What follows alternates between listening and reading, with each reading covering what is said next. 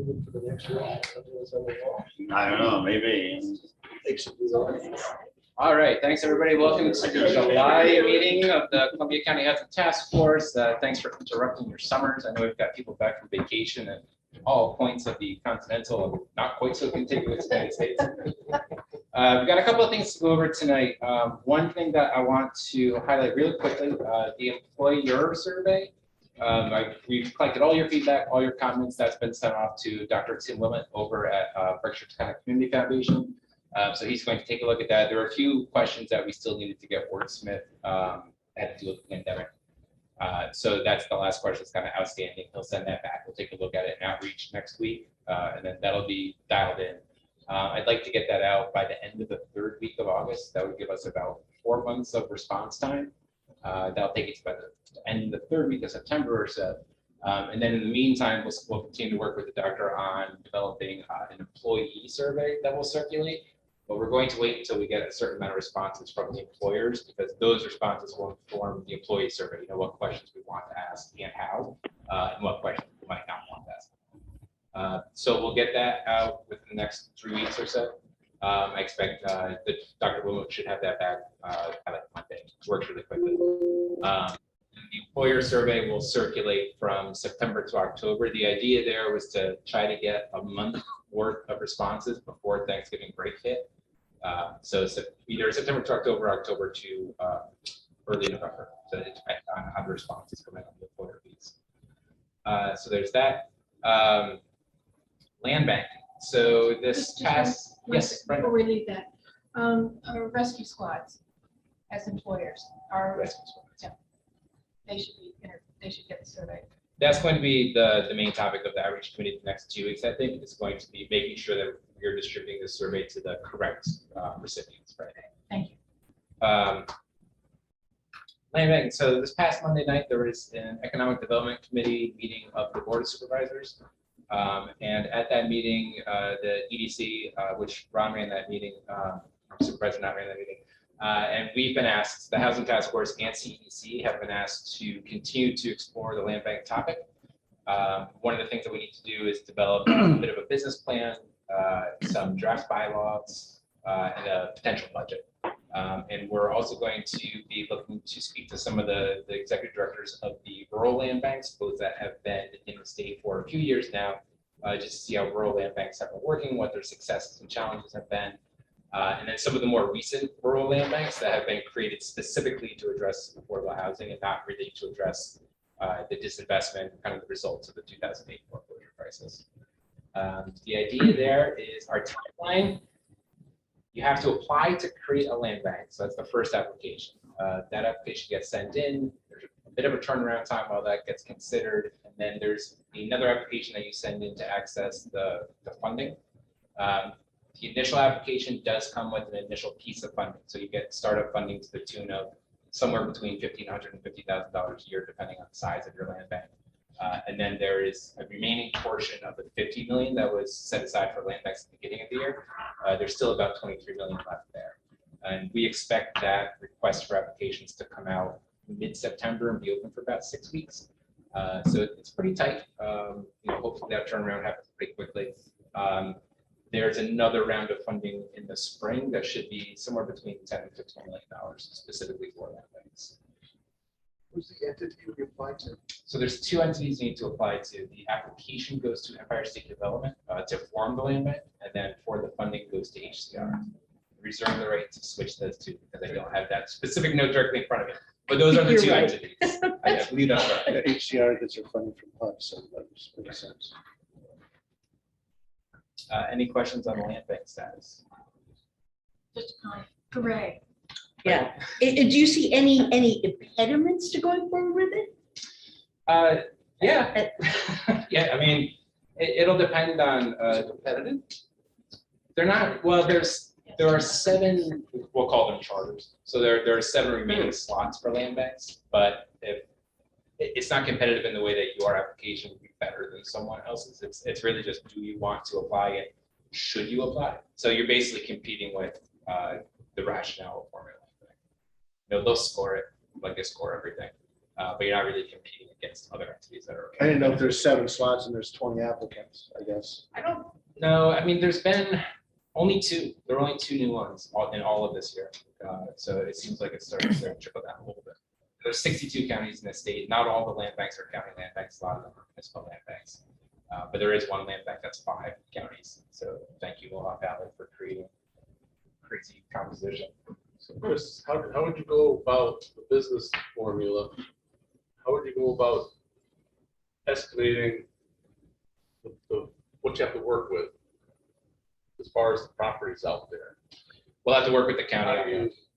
what are you looking at specifically? The first thing we're looking at is how many properties are in the current pipeline, because there's a bit of a, that's stoppered a little bit for the past few years. There haven't been any sales, and there is a sale currently. I guess that's a pretty big thing to announce. Some of There's a the, count- some of the issues, and Chris, they're asking if you could put the camera on yourself when you're talking. But some of the No, issues no relate slide. to, I'll slide it over. some There we go. of the issues relate to the fact that we're waiting for the New York State Legislature and the governor to decide what's going to happen with foreclosure sales based on the Supreme Court decision. So, which said that the county can no longer keep any profit over and above the amount of delinquent tax and penalties that are due, and that the balance has to go back to the delinquent taxpayer. Where in the past, for centuries, the municipality that was foreclosing was able to keep the full auction price based on prior interpretation of law. So there are a lot of questions that we don't know the answers, but basically, Chris, if you could describe the 3 ways land banks get properties, those would be how we would be able to move forward. Yeah, I mean, land banks, most of the properties that land banks receive comes through the foreclosure process, but they don't have to. They can acquire property the same way any other nonprofit can acquire property. Is there like a threshold of what? Because if you're going to set this up on one side, I mean, a budget you mentioned ballpark like $350,000 you'd need for staffing and all that, and then on the other side, what would you see if you still have to pay staff throughout the year? What would you see as shooting for a target on the other side? Oh, what your revenue would be from? Well, they have to work with, not, I guess you can't, you're like a non-for-profit, you're not Yeah. supposed to technically. We're hoping to capture some state funding, so Yeah, I mean, it's Talking mostly like state funding. 100,000 or 200,000 per year to be able to get these properties or whatever. A lot of that's going to Sales, depend. maybe, I don't know. Yeah, a lot of that will depend on really the first year, once we see what the county's appetite is for, what the deep discount of transfers, if any, if we get properties donated to us. I do want to, that 350 number was for a robust land bank that had a staff. Yeah, no, Yeah, our idea to I'm cut not that holding down, for that, yeah. our idea to cut that down a lot is to take advantage of shared services and then also contract out to an existing housing nonprofit that may or may not exist in the county or nearby. And that should cut down on a significant amount of administration. Just not having to pay one full-time executive director, that $100,000 just came out of the budget right there.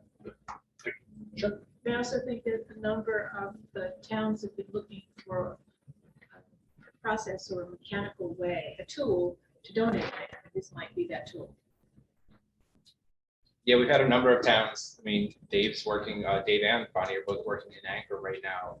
They've got people that are willing to donate land and don't have a vehicle to donate it to.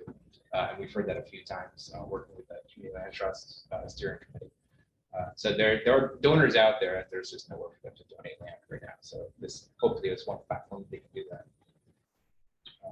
Any more land bank discussion? Okay, I'm going to.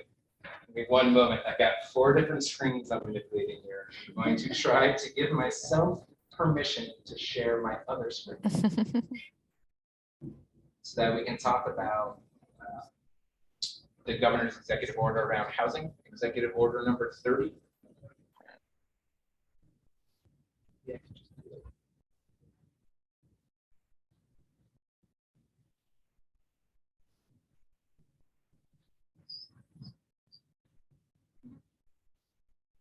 Hey, all right, there we go.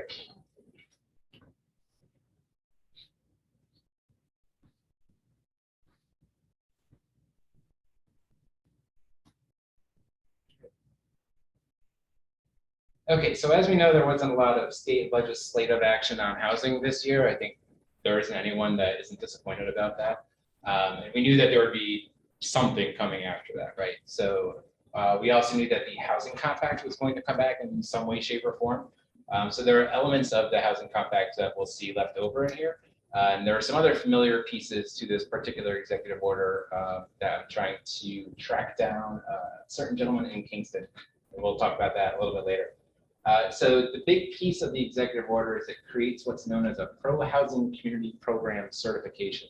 We don't exactly know what that is yet, but we do know that what it's going to do is localities that receive this designation, and they receive it from Homes and Community Renewal, they'll get priority application status for a number of programs. We'll go over those programs a little bit later. It does not come with any additional funding. It just comes with what it says, preference for that funding, right? So there are no dollar amounts attached to this. You just get an increase, if it's an application that has a scoring metric, you'll score higher than communities that have not received this designation. Does this executive order tell you how one goes about applying for this certification? There's an application process that you'll need to submit to Homes and Community Renewal. Those applications, I'm imagining, haven't been even drafted yet. It's not up on the website. The information that is on the website about this executive order changes daily. So it's a little bit rough, but at least we have kind of a roadmap of where we think they're going with this.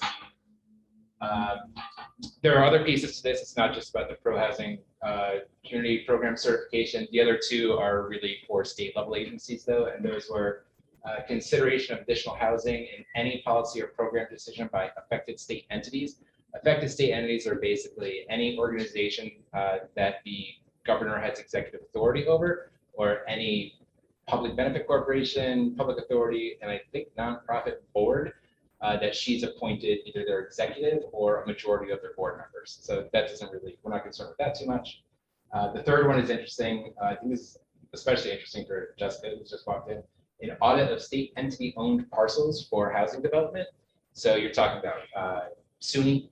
Every property that SUNY owns, they're going to take a look at and see if it can't be used for more housing, DOT. So any land, any parcel the state owns anywhere throughout the state, the governor has asked them to see if those parcels and adjacent parcels or adjacent parcels. So that would be like the Hudson affordable housing. It would include the Prison, yeah.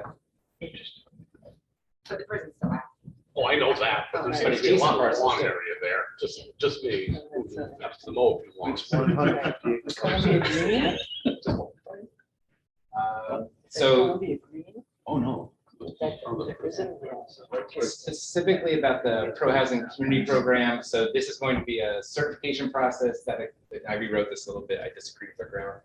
It's a certification process that assesses their towns' success in and commitment to identifying impediments to and the promotion of housing growth. So basically, if you're working on housing issues, is what they're saying. Certified localities, as I said, will receive priority over those that haven't been certified yet when applying for certain funds, and we'll see what those are on the next slide. The localities themselves must apply for HCR designation as a pro-housing community. The county cannot apply.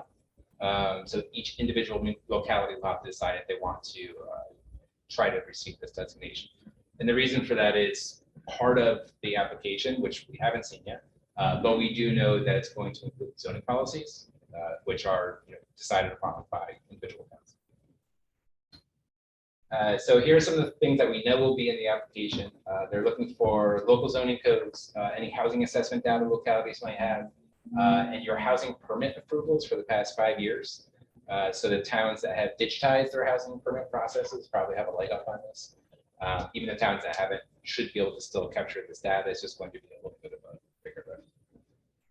There's an additional prioritization on top of the pro-housing community program. This is where we start to see the housing compact come back in. So if you have a demonstrated housing growth, that part right now is undefined, of 0.33%. That's not specific to us, but that's the metric for anybody north of the city and suburbs. When we first saw this, it was 1% for everybody north of the city and suburbs, and 3% for those guys. So they've dropped this by a third. Yes. Housing permit approvals for any houses or houses that We have don't a know certain that. ticket? Okay. Yeah, we I was don't just know yet. thinking that same. I know. Because the Right. 1% was tied to housing at a certain price rate. It was tied to affordable housing. Affordable housing. Is right. that necessary? That is not necessarily tied to affordable housing. No, and some of the other things that I liked about the housing compact is that specifically for that that growth metric, you Yeah. got additional points if it was affordable. You got additional points if it was formerly vacant. Those are not included in this. So I don't know if that was a compromise and why that number dropped, or if it is in there and they just haven't rolled it out yet. So the application period is always open. Oh, sorry, you got this one. Sorry, that's right. I was just making sure there was no questions on the chat. Oh, I got it. Oh, you do? Okay. And now I can clarify. So you can send in applications anytime and they'll turn them around within 90 days is what they're proposing at this point. And then if you do receive your certification, you have to resubmit your housing data and any zoning updates that you might have made in a given year. Those just need to get resubmitted annually to HCR. So it's not a one-time certification. It's a one-time certification with an annual update. Just, yeah, I think that the annual update, if you've made no zoning changes, you've already got the certification. It You just don't need to holds. make any zoning changes, just stay. But you'll need to submit building permit approvals every year. So the programs specifically that this gives you priority for, there are 8 programs. 4 of them, I'm not really going to go into it all because they clearly do not apply to us. One is just for the Mid-Hudson region, which we are not a part of according to ESD. So the rationale for there's a Mid-Hudson program that has to deal with all of the people that moved out of the city that made prices a little bit higher throughout the Mid-Hudson Valley region. So Ulster County gets this, Dutchess County gets this, Columbia County is part of the capital region. Apparently, we're not affected by this enough. Right. We do not get that. Right. Yes, Just to clarify, They're the ones that make like, headlines. it's a challenging designation because we're just saying that these building codes, we are actually in the Hudson Valley. We are not in the Mid-Hudson Valley. Columbia County are the northern tips of the Hudson Valley. But in certain areas, we get classified in the capital region and in the Hudson Valley. So like Jason is one of our funding, many of us get foundational funding. They only do Hudson Valley. Our political representation is Hudson Valley.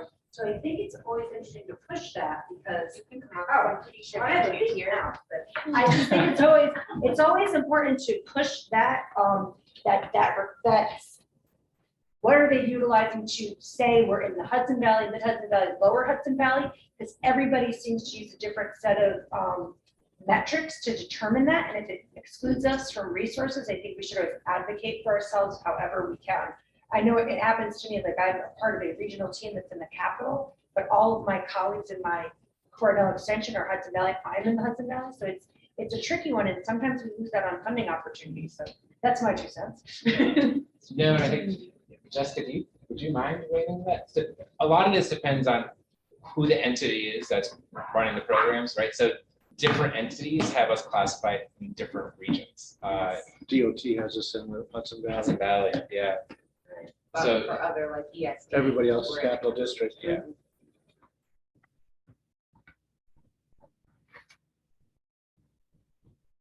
Okay, so that program is not for us. And then the other programs that I listed in that first one is specifically for Long Island, one is for public transportation improvements, which is not really going to affect us here.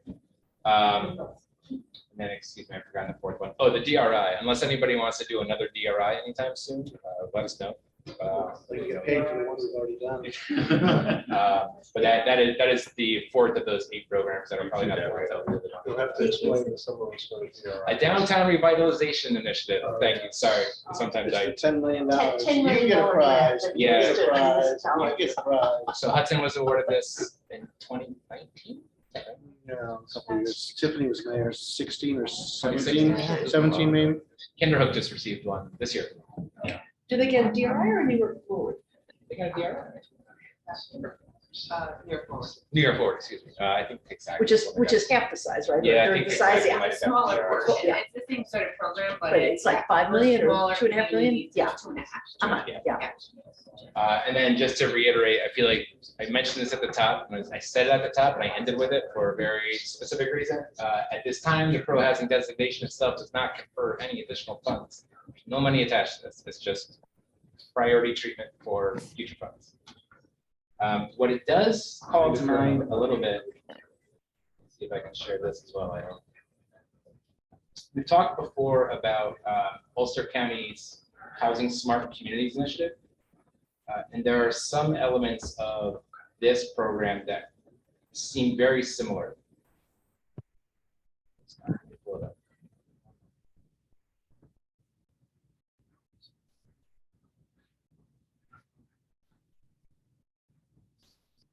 I'm just going to look up. Does anyone have any questions about I mean, we all have questions about it because it's brand new, but any questions about that part of it? Did the announcement include any timeline for the application? No, not yet. And like I said, literally every day since that's been announced, the information on the page changes a little bit. There's some of the things that I had on the slide are actually no longer there, so I'm hopeful that's still being considered. Do you guys know, did they extend just some of the CFA grants or the entire CFA to August 14th? August 11th. August 11th? So the programs that were. I know WIA was extended. EFC, and EC. I think some of those programs, you have to really double check. The rest of them are still due the end of this 28th. week, but it was those other programs that pushed out to August 11th. But double check. Which specific, I think even on the website, it says some DEC programs. Yeah, I just for got an some update, EFC. but I didn't know if there was a larger email that went out regarding the other CFA projects. Yeah, We already they're submitted still one on, already, so. still the same deadline, the rest of them. So this on the screen here, we've got, this is Ulster County's Housing Smart Communities Initiative, which is modeled on the Climate Smart Communities Initiative, which we've got a number of communities throughout the county that are enrolled in that program now. So this is the list of activities that Ulster County developed for their program. And these are all kind of pointing to the same thing as the Pro Housing Communities program is. That these are the actions that localities can take to receive a certain designation. The way Ulster County works this program, there are various levels of certification that you can receive based on the activities that you performed. I think it's bronze, silver, gold, and what comes after that, platinum. So yeah, those are the 4 designations you can receive. You receive a higher designation based on how many of these activities you've completed or are in the middle of, and you would get technical assistance for that. They have some funding for this program, not a ton. But it's a very similar kind of layout. And since this was modeled on a state agency's initiative, my assumption is that what we'll see for the Pro Housing Communities Initiative will be pretty similar to this. If it's not these specific actions, it's likely going to be laid out and set up like this. This is kind of like the same format they're using in the climate. Yep. This is what it's called. Yeah. But it's so frustrating dealing with people who, it's all about points. They don't really, some people in the committees, how many points do you get for something? Well, we don't really have a place to put a sidewalk. Yeah, but we get points for a sidewalk. Right.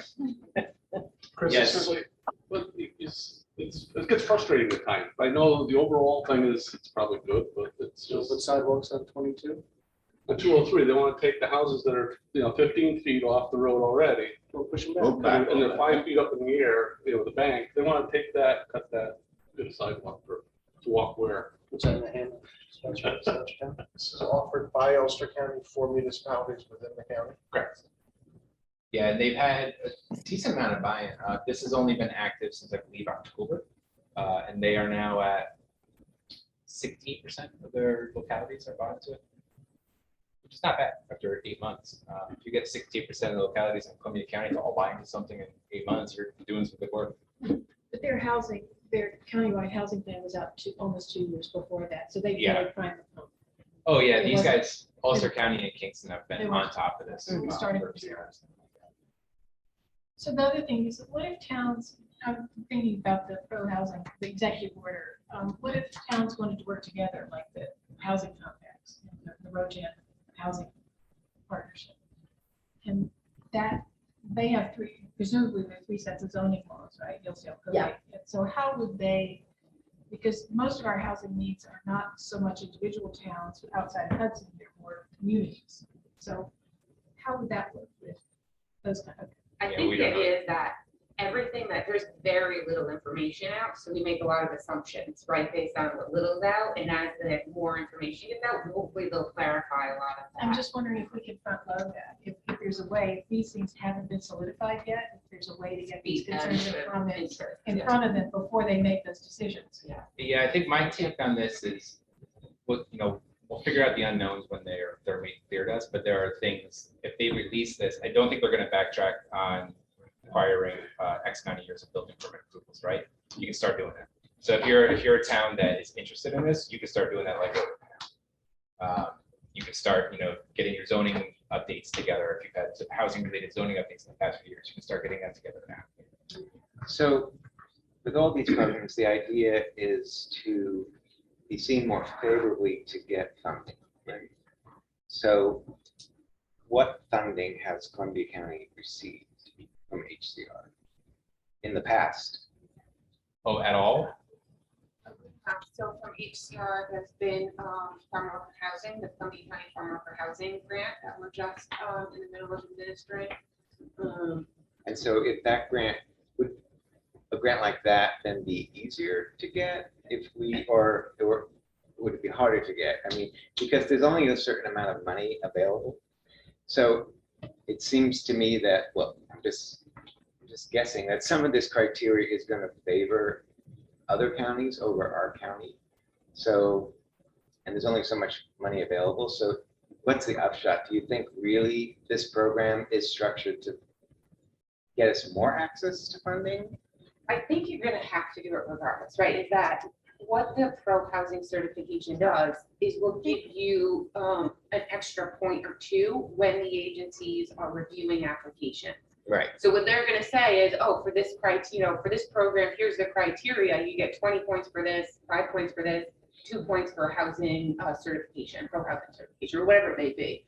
I suspect that's how it would be. Right, but most likely they're going to want higher density, right? Most likely they're going to want pushes for infrastructure, things that our towns, like it's not even that our towns don't want that. Our towns have a hard time getting that funding for the first place, and our towns have comprehensive plans that work. So do we have a sense that this is going to make it easier or harder for us to get limited funds that are available for affordable housing? It's a really good question. I think now going back to what you were saying, Supervisor, is maybe we can drop a couple of notes to the HCR and Chamber to suggest, hey, have you thought about these things when considering what the pro housing certification looks like? Yeah, one of the if they're still in that design phase, let's Right. take advantage of it. Because we only had two buckets in the housing compact that failed. And I think that we need more than 2 buckets if we're gonna get this rural housing thing off the ground. 2 buckets, 2 qualification buckets. And you can't dismiss it Downstate, because of upstate. the rural nature, because a lot of these, like DOT, when Region 8 has to give out so many awards, they say that they want a minimum of X per county. So even though we're in the same region as Westchester County, which has a population of 1 million, we still get 1 or 2 awards. So, it's, like they say, it's a fishing license. It's not a guarantee you're gonna catch fish, but it allows you to, it puts you in the game. They told me I could get them. I'm not trying to be cynical. It's just that it's been a big challenge to get funding for small projects, to get funding for projects that are in scattered sites, projects that are not higher density communities. That's been a huge challenge. And it's, to your point, I think we need to be vocal that if there's a rating going to be given, that it's not going to make it harder for us because we're going to be lower down in the totem pole because of this new rating system. But also, it seems like the reward is not supportive housing because those programs aren't housing programs, they're economic development programs. And I don't know, I'm curious if they're still in the thinking phase, how much room is there to talk to HCR and kind of on your point, it's so hard for us to get, we were talking earlier about all the different grants that are out there, that's hard for us to get. Because we're not entitlement community, we don't have all the staffing. So I don't know, the prize doesn't line up with it's almost saying if you do these actions, then you'll get more housing. But to your point, there's a difference between checking a box and implementing something long term. Yeah, my suspicion is that the list of carrots that we've got right now are economic development programs that have been around a long time because there weren't any housing programs in the budget, right? So there are likely to be programs made available when we actually do get some housing into the state budget, but right now there's nothing there. That's So not- it's And that's not unlike with the USDA, that's how we got the broadband money, was through USDA. That's, it's trickled down through the USDA as opposed to a special broadband initiative. right. They had to do too. Some of these, I mean, I think there need to be more carrots because, that's exactly right. Like Michelle said, these programs are largely economic development related programs, which seems kind of odd that you would have a pro-housing community that makes it easier to get economic development money. But sometimes you're just setting up a framework for how something is going to work. And then kind of to the competition point, we are already at a competitive disadvantage with those areas. If those areas then have their localities go out and get pro-housing designation, now we're doubly disadvantaged. Right. So it's not necessarily making it easier for us, but I think indecision is going to make it harder just by the nature of other communities. And again, it's not counties, it's the localities within those counties that apply. And it's not to blame, it's always just so much money available. So. New York State's got limited Yeah, money, so you have to prioritize it too, so. Right. But there are certain, we have an HCR liaison, don't we? I forgot his name. Darren Scott. Darren Scott, right, exactly. So, and there are programs that are very geared towards rural communities as opposed to the more urban communities. And it's those ones that we should be getting and should not be hard. I mean, there are a lot of rural communities around the state. But, I think maybe we should maybe call him, try to work with him and tell him about the concerns we've been talking about and see if we can get priorities on some of those very specific rural housing programs that they've got, for us if we're going through this. Exactly right. We should see what programs have worked in Columbia County, how much money actually was given, and how many homes actually came out of that.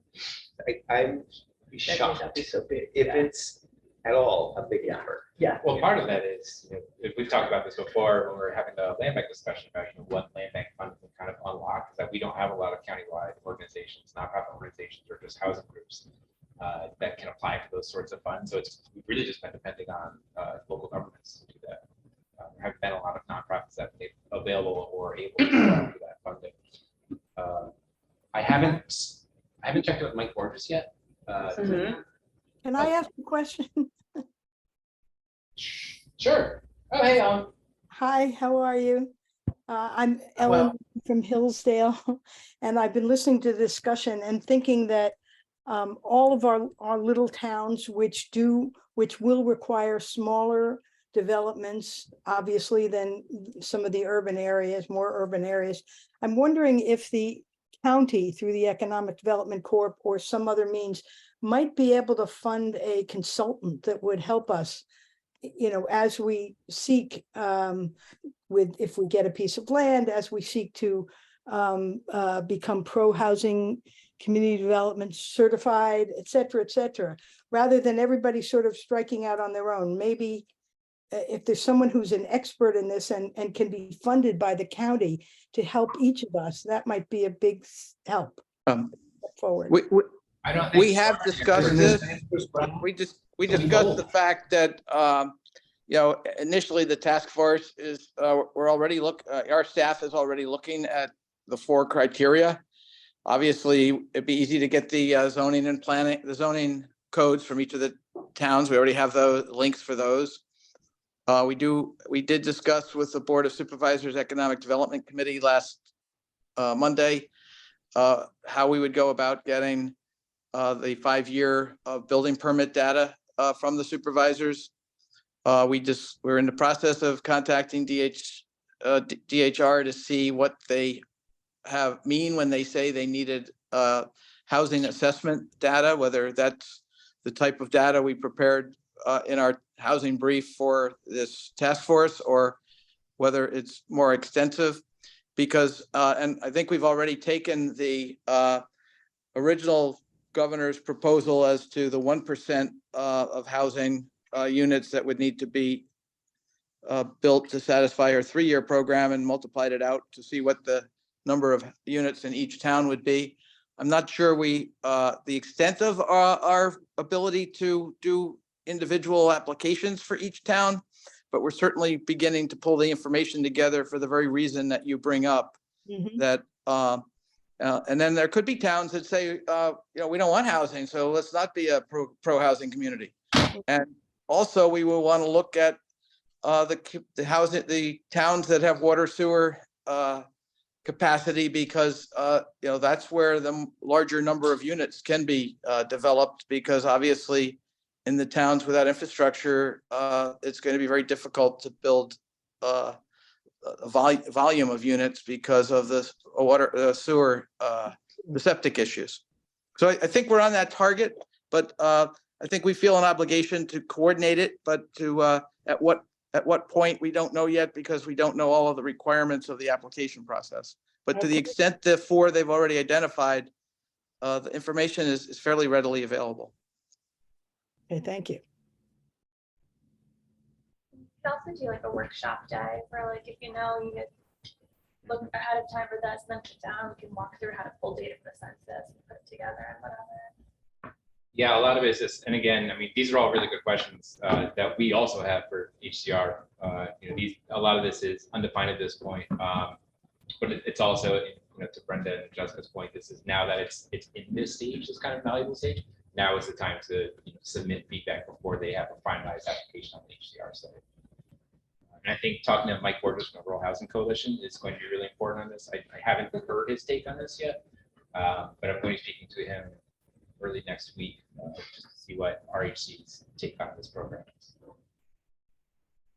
Anything else on the executive order? One thing that we might also ask Mike is, where have the clusters of development been? Has he seen any successful models of rural housing development that have built more units? So this is the whole state.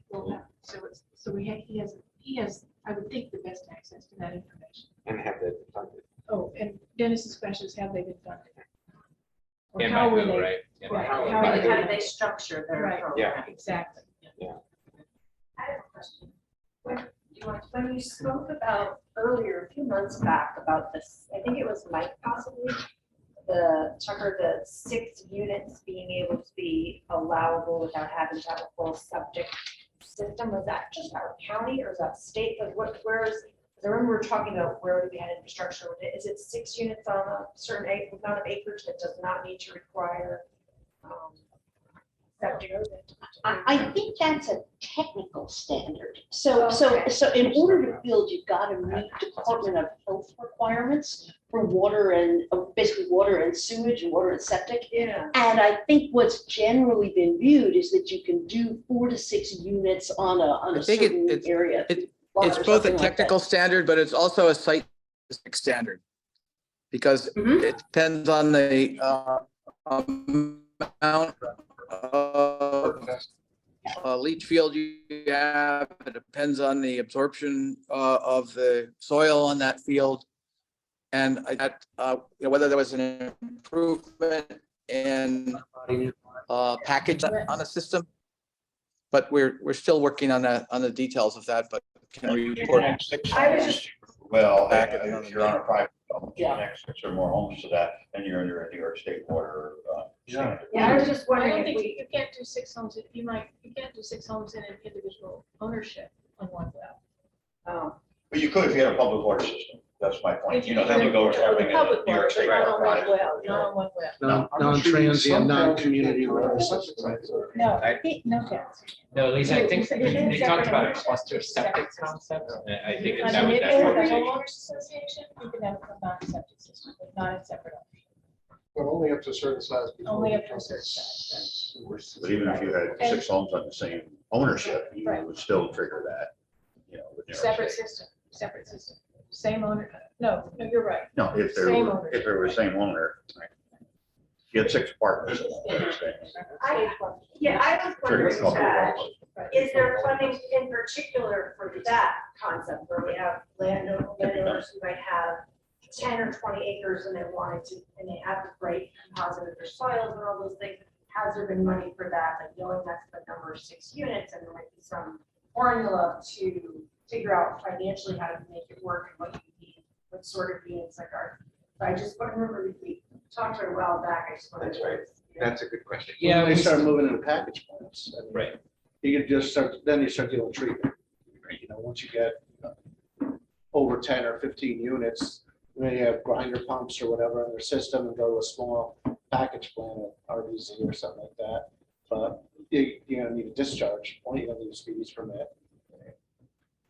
Then you need 50 or more homes to support the operation of it, you know, They have small surface size. They do, yes, but I'm just saying, the development costs money, so. But now you've got O&M. you know. But that's something I think you mentioned recently, Chris, is talking about smaller package systems. Is there funding available for smaller package systems? Yeah, and what I was really trying to get at, there's a pot of money that's a revolving fund that's available to local governments it's available for new infrastructure, and especially for new water infrastructure. The issue is, once you put it in, you own it, right? So you're not just creating infrastructure, you're creating a liability for the county or the town, whoever it is. So what I was trying to figure out is, legally, can you do this, the legal structure of it, and would towns have appetite for this? Accessing the money through the revolving loan fund, but then contracting with like a homeowners association or a CLT for them to be responsible for the maintenance. Now that sounds great. Rob's right here. At the end of the day, if that HOA has an issue with their infrastructure that they can't afford to repair, Rob's going, right? It's going to get backstopped by the local government. Does that sound right? It depends on how it's set up. I mean, there's Academy Hill has a pump station. It's here in Hudson, and they had issues with it. And, you know, I mean, they're on their own. That's what they have HOA for, and that's what they collect fees for. And over in Athens, I mean, the HOA has their system, with Sleepy Hollow, that development. So that's all run by the HOA. I don't know the municipality has much to do with that. But if there's an issue, you know, a non-compliance issue, you know, they're gonna come to the town and the city and, you know, raise it. Not that it's necessarily our issue, but they look at it as they're taxpayers in the city. But it's like Do the roads. municipalities own those systems or no? No, they're you can run it either way. Sewer district. But it's like roads. If the city owns it, it'd be its own district, but if HOAs can own them.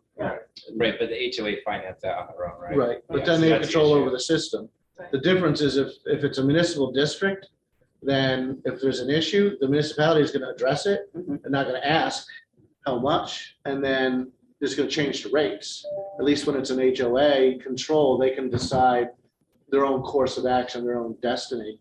And maybe they wanna do something that's, you know, that's a good, not a better or a best. But then the HOA sets aside funds for maintenance and Theoretically, yes. repairs. You would hope. And they're Theoretically. sure- Uh-huh. Right, right. Not necessarily though. But it also, it's like roads, you know, a lot of, in our town, we have developers who put in private roads and then they come to the town 10 years later and say, take the road. Right. We don't do that. Right. You built the road, it's your road. Well, that's why we tell, there's a path to that, but they have to adhere to our design standards. Right, which they And don't. do. and we inspect, and then if they want that, because there's 2 new development projects in Hudson that have approached me, and I said, well, if you want to do it this way, then this is how it goes.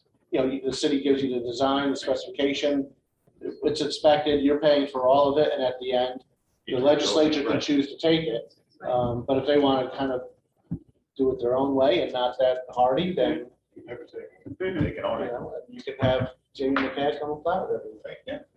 What, I'll what, try to track this down a little bit more. We'll talk about it in Frida. Does that sound right? Okay. Chris, what if it's a rental project? Because is that strictly for municipalities? Yeah, even nonprofits can't apply for it. Even like a DSS wouldn't be able to access it. It's strictly to governments. So that's for new infrastructure, not to expand or repair existing infrastructure? I believe you can use it for CDBG is expansion. everything. Okay. Yeah, this is not CDBG. This is that it's through the EPA. Oh. I'll double check what that actual grant or loan program is. It's an EPA revolving loan fund for infrastructure. It's got like a 7-letter initials, and it's not an acronym. It doesn't spell anything. It's like it's a big USLW. It's a lot. Where the CEDC stuff is federal money funneled to the state. Oh, I know, EPA is. That would favor. oh, I know. I've got 3 more items. One's a little bit longer. The last 2 are pretty quick. So speaking of CDBG, one of the things that we were looking at when we were first stuck, oh, I'm sorry, Bonnie, did you have a question? No. You're good, okay.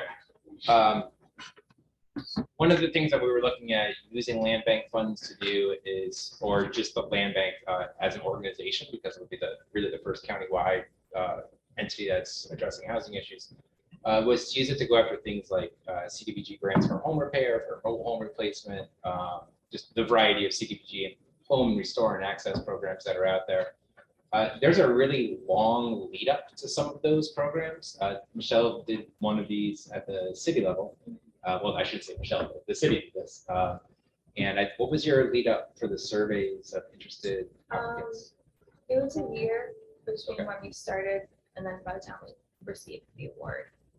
Okay, by the time you received the award. So it was, there was some tail after you sent it in. Yeah, of like back and forth, yeah. Okay. So. And the most, so there's, so this is community development block grant funds that come from HUD. They go to the state, and the state has programs that it's already created portions of the money, how they see it. The good news is that's 100%. A lot of them have a local share, CDBG does not. Depending on the program. Are you saying that there are programs that we should be applying to right now? Well, that's the point, right? So Okay. who is we? When we're Okay, talking yeah, about that's that. it, yeah, So uh-huh. because only local governments can apply and nonprofits that have a demonstrated capacity for providing some kind of service. What Right? are the specific programs that you're thinking of? So there's a home repair program, and then there's a mobile home replacement program. There are actually two different mobile home replacement programs. There's one under CDBG, and there's another one separate program. One is if you apply for it at the county level, the cap on it is 1.5 million. That's the most you can ask. And there are periods of affordability based on the depth of the subsidy.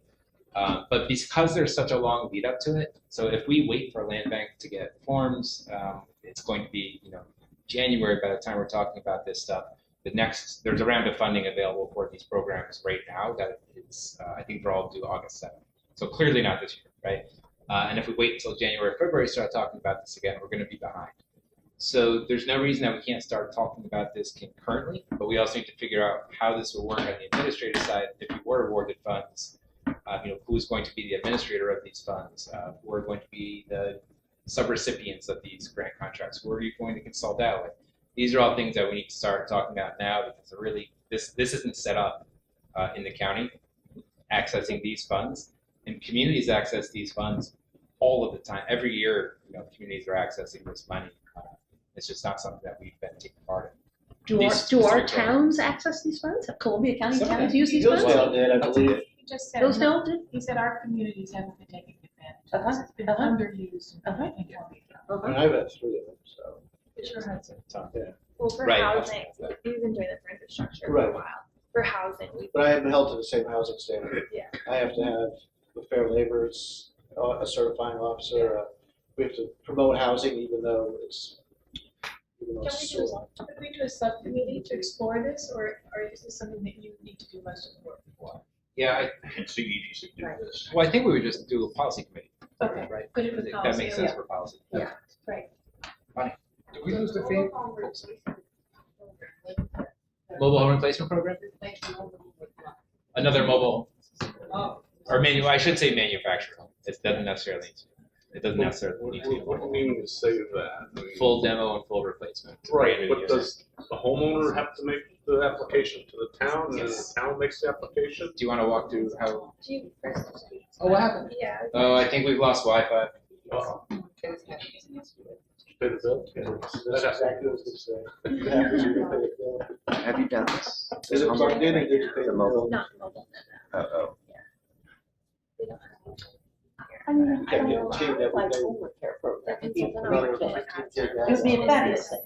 Take that, just keep these hours. Yeah. it's just a program. It's a no-brainer, right? Hang on. I think Right. we've lost visual Yeah. on the in-room Yeah. television, Yeah. but I believe everyone on Zoom can still see and hear us, correct?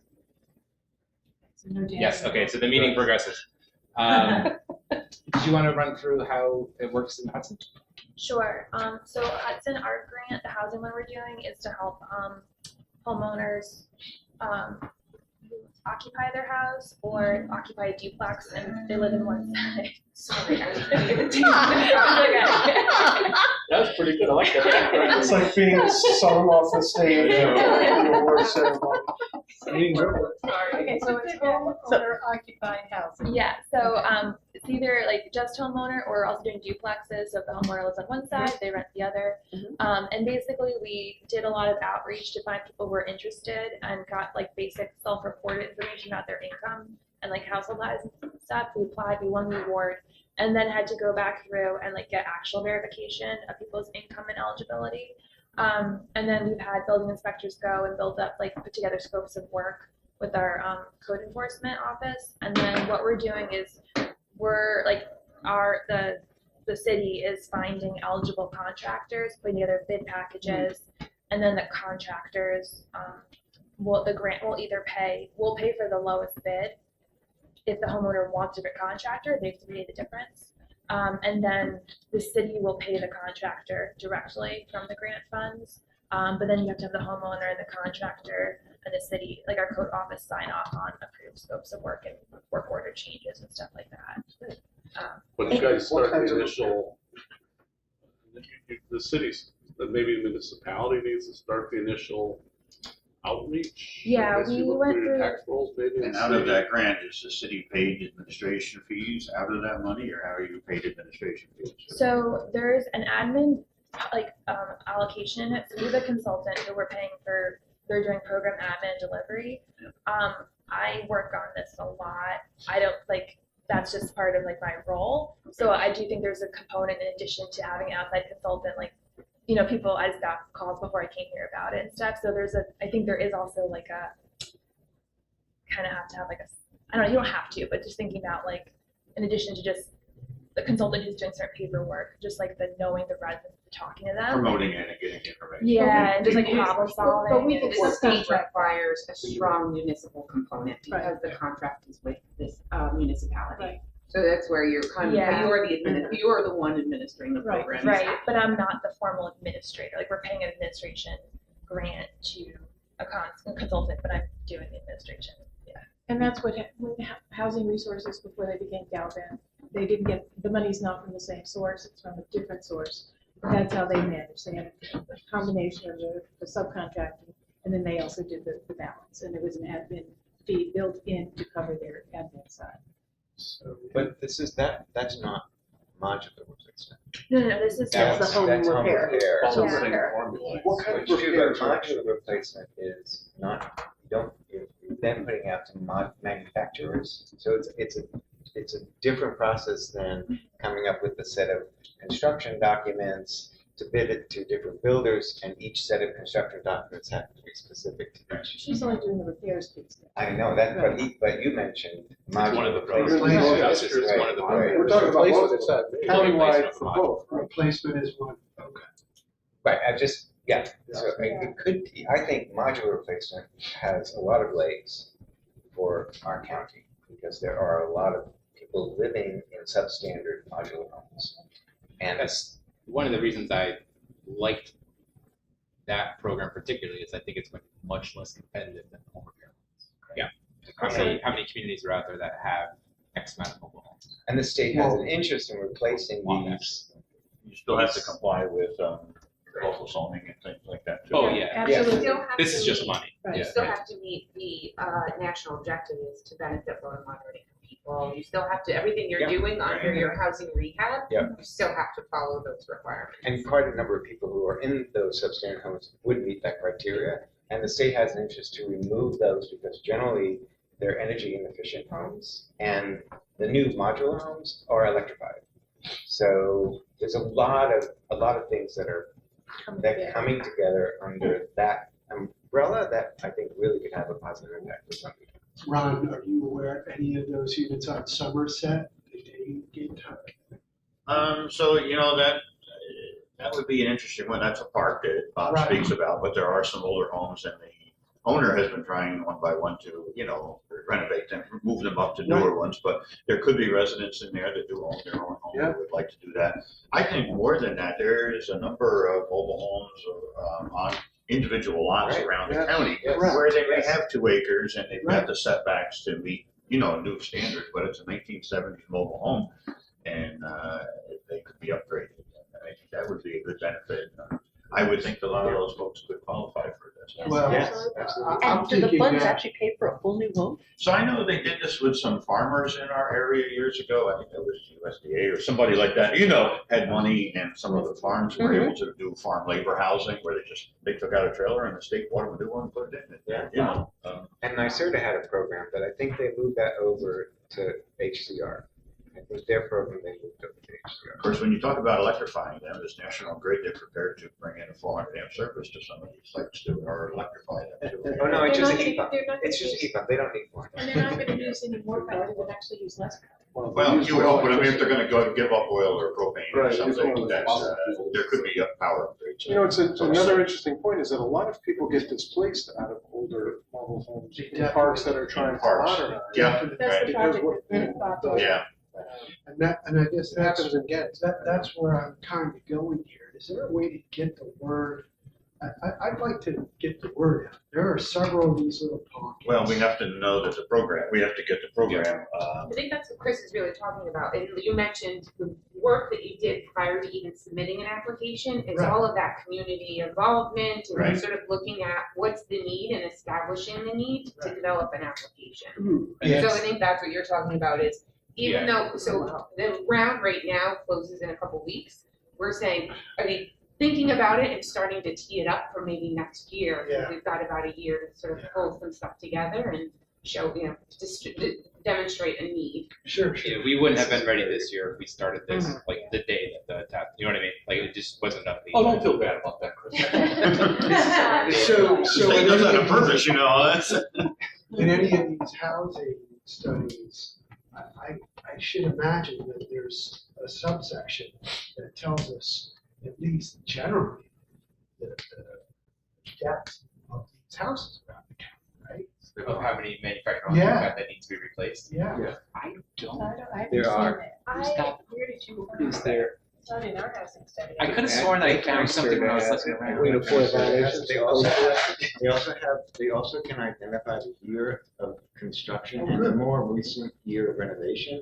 And so you can put those two metrics together, what the year of construction and the year of renovation, and whether it's a modular construction.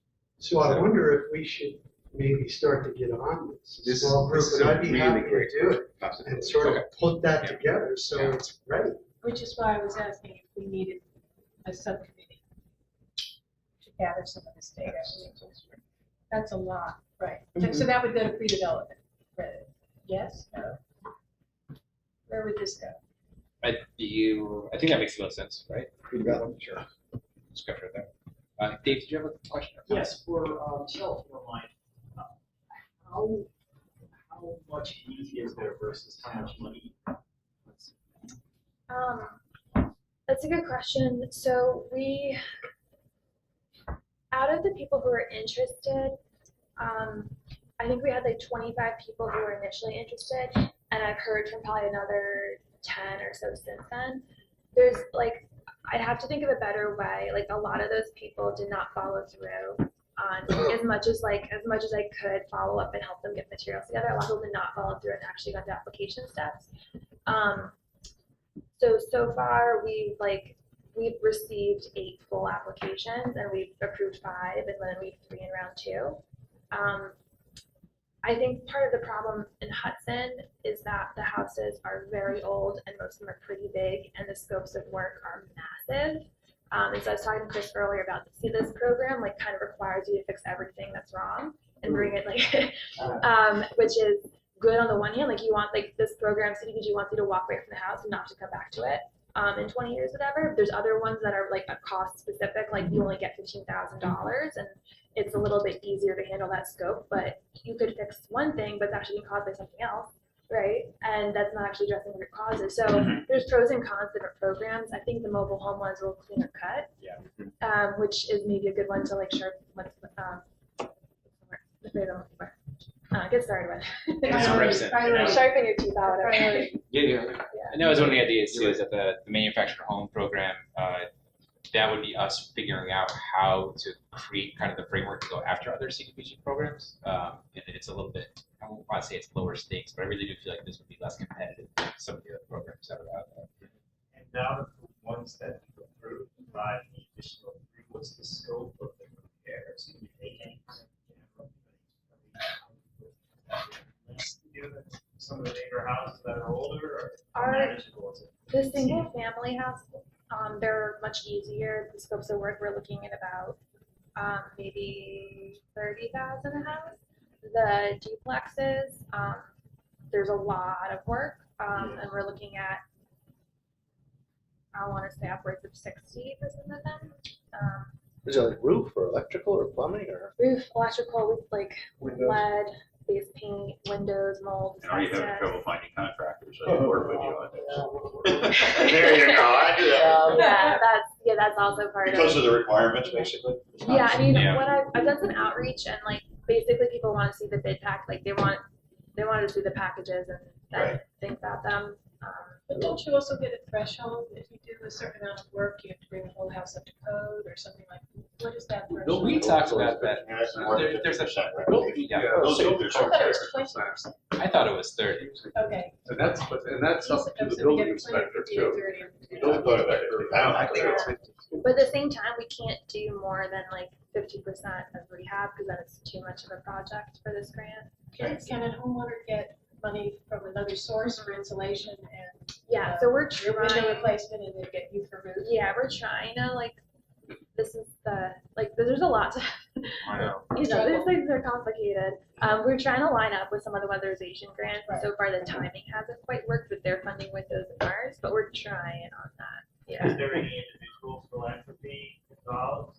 You know, is there anybody that's willing, a private organization or individual willing to help plug gaps, let's say? Yeah, we haven't done that yet because we don't have a gap yet. Like so far, we seem to be on track. Yeah. But I think there's a lot I've learned how to do this better next time, and then if there's better job helping people prepare for the program, then we may get more responses and might have more gaps. So following up Dave's question is if you've got, let's say you've approved 8, you've approved 5, and you've got 3 in the pipeline. How does that compare to the funding you received? So we received $500,000. About 90,000 of that goes to program delivery, engineering, and admin. Right now, I think we should be on track to help all 8. And to connect it to part of property detention, my counties don't have a person, but the person out of in my world, the real capital region, they have a person in Helena. She will come out and they currently grant covers an incredible amount of replacement costs for lighting fixtures and light bulbs. I don't know if it's free. That's free for the assessment. They come and they do a lot of great work. And Mark, I can get you her information. Because it might help some of those, as you were saying, other areas to fill in. If it's the light fixture being replaced and the lighting being replaced. They sort of runs those programs. Yeah, Cornell Property Extension is like the, in some cases they have, so there's an agent, they're called in different counties, and this person, I'm having her come to Columbia County, very good on information, but I'm giving my part, because I think it might be another thing that's just one component. Every year they change the scope of what they're giving out, and then this year it's, and they do it for nonprofits, LED lighting, LED, the ballasts. And I think I attended a thing on heat pumps and the various programs that are available to the state to help people get assessments, to switch over to heat pumps. Are you connected with that at all? So me directly, no. I know homeowners in the city have done it. I think that's like right now trying to work on just getting the basics Sure, of the yeah, roof. I hadn't realized the list. But I think the Hudson Climate Smart Committee is working with people in residence in Hudson to get, because they have a campaign. Yeah, so that's being done just through another organization. Yeah, I just want to make sure. And the weatherization programs in Columbia County are being done through Columbia Opportunities, right? They're providing the door, window, insulation replacements. That's why I wanted to make sure that we weren't double dipping, because No, I get both. The thing with they're kind of in a in-between part of getting funds and receiving. That's why it hasn't lined up. Right. But yeah. And the other thing is, what we found with a lot of the weatherization is that there need to be prepared to the base building before the weatherization could take place. So again, that would be another. Yeah, it shouldn't need to be done for Right, that. exactly.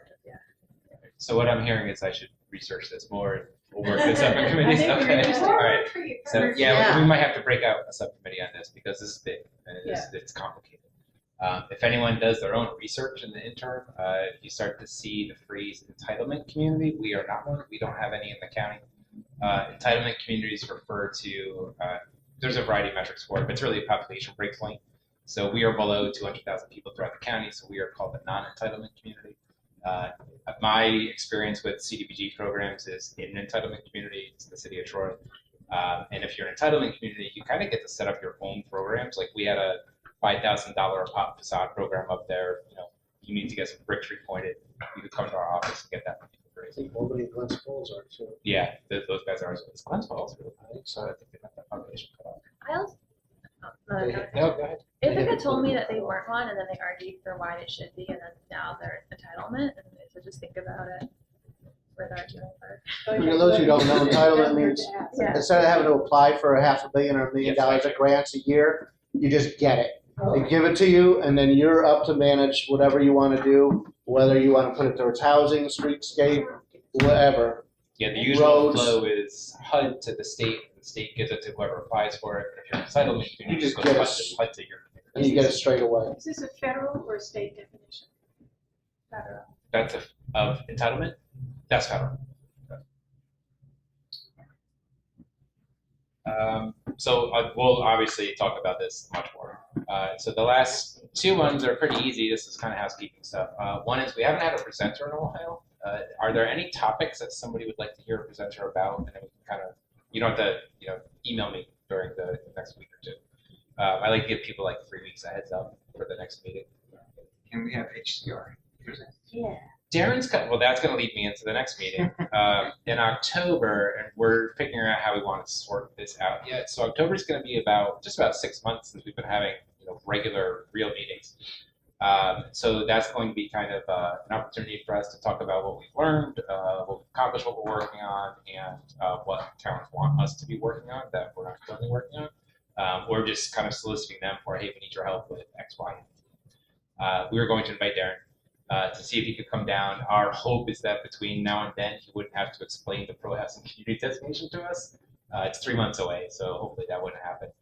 We don't have a date firmed up for that yet, but the current concepts are its own individual meeting where we just have it wouldn't be this meeting, we would have our usual monthly meeting, and then an additional meeting where we kind of talk about this is what we've done the past 6 months, this is what we're working on, yada yada. Or we kind of do the thing that most organizations tend to do when they have their annual meeting. They have the annual meeting, which is a presenter, and you kind of talk about everything you've done, and then everyone leaves, and you have your regular monthly meeting.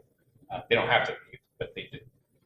So it's one of those two. It's just that would be a 2-hour meeting probably if we did it that way, or we could have 2 75-minute meetings. So the other one would be nicer if they have somebody that could speak about replacement units, because they have done a lot of research about replacement units. I'm not sure that they haven't moved that program over to HCR. That's where I heard last. But even if they have, they probably have somebody on staff that could talk about, what replacement units are, why they're better, than traditional, than so much better than traditional units, That would When be, you talk about accessing the data, you say they have the data. and they could decide, they could help us know if they do have data. What were you saying, replacement units? Replacement, Mobile oh, mobile homes. Mobile home Oh, Mobile got home it, okay, replacement. okay. Got it, okay. Is there any reason that Jess can't address the HCR? I mean, wasn't she like a senior ninja up at HCR for 10 years? Did you meet her? Jess Gabriel? Who was here? Yes, I mean, She worked at HCR for like 10 years. I mean, I don't, right? I guess, yeah, good, a little bit. That was OGS? I thought she was at HCR. OGS, CEG, name an alphabet soup. Yeah. I mean, I would say before we call somebody from Albany. Mike, do you want to weigh in on Jessica's CV?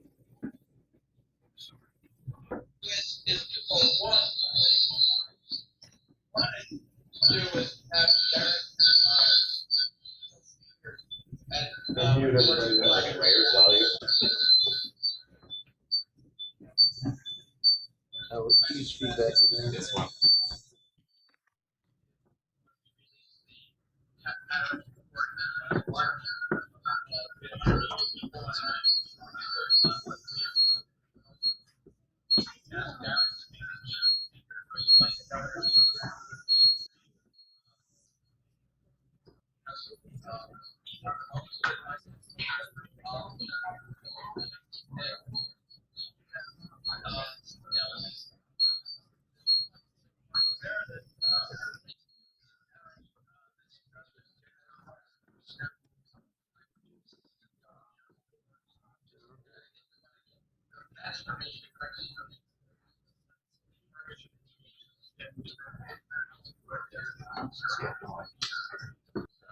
Okay.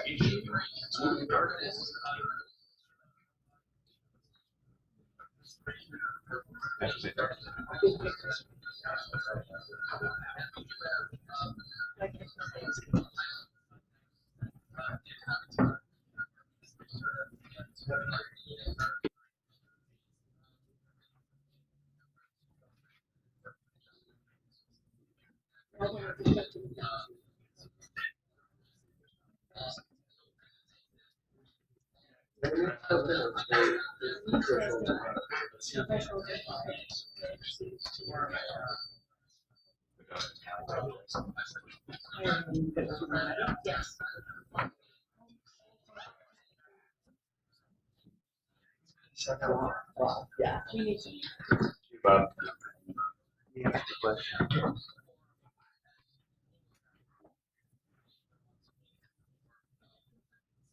Okay, that sounds good. Thank you for making the point, Michael.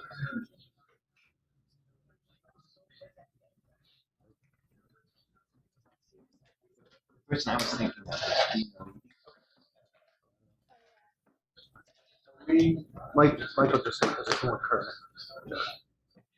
I mean, I think Dina Levy is familiar with our area. She's come to Dina Levy has come to our various towns quite often, and she's often communicating with, as you know, with the assembly members' offices. So I think she would be a great person to come when you're ready to do this talk. And Dina's a good person to talk to about zombie properties too. If I'm remembering correctly, when I think Dina was still at LISC, which stands for Local Initiative Support Corporation, when they were the administrators of the zombie grant that Troy Elkins we all had. Okay, so she's not about. Yeah, think about other presenters or just topics that, if you don't have a specific person in mind, just a topic you want to hear about. It doesn't mean they'll come in August. We can just have a backlog of here are the things that we want to talk about. We could bring Dana in August though, and then still have Darren in October. I think that works. Right. Yeah. And maybe like we've talked a lot about how we don't have an LPI who administers, maybe having someone like Repco from Green County for housing, just talk about what they do, Yeah. and then we can know what a land bank could potentially achieve from that side. Okay. All right. Any public comment? Fantastic. All right. Enjoy your Wednesdays, everybody. Wait, Thank any you. update on the website? Nope. Okay. I'm sorry I asked. That was quick, wasn't it? Yeah. Thanks, Meredith. It was all really good, Meredith. Everything. That was a complete sentence. She was so Quick answer, right? All the screens all set up. Oh,